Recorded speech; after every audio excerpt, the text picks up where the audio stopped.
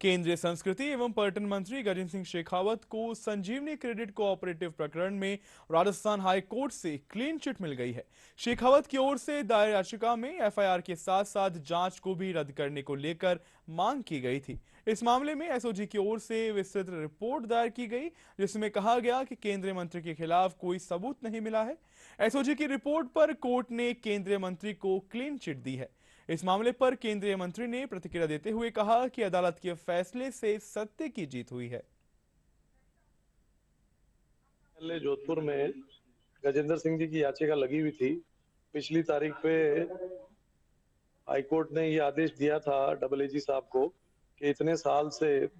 2019 में ये एफआईआर दर्ज हुई, उसके बाद 4 या 5 बार चालान पेश हुआ। गजेंद्र सिंह जी की कोई संलिप्तता,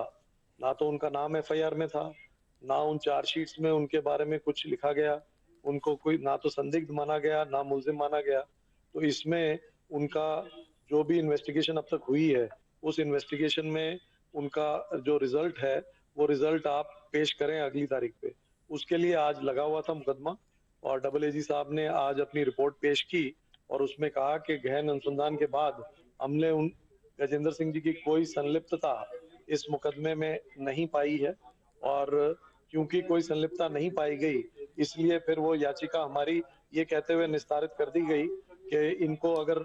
एसओजी मुल्जिम ही नहीं मानती है तो उन परिस्थितियों में फिर याचिका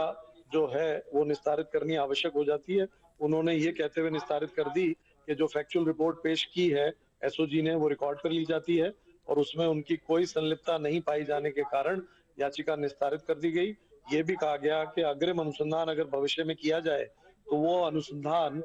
धारा 193 सबसेक्शन 9 प्रोवाइजो जो बीएनएसएस का आया है उसमें ये लिखा हुआ है स्पष्ट कि अग्रिम अनुसंधान अगर ट्रायल शुरू हो जाता है तो उसमें कंसर्न ट्रायल कोर्ट की परमिशन के बिना वो अग्रिम अनुसंधान नहीं हो सकता।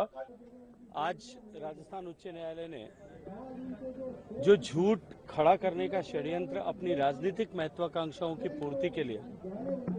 अपने पुत्र की पराजय और राजस्थान की जनता द्वारा लगातार भारतीय जनता पार्टी को विजयी देने के खींच से उपजी मानसिकता के चलते हुए जिस तरह से एक झूठे प्रकरण में मुझे घसीटने की कोशिश की गई थी,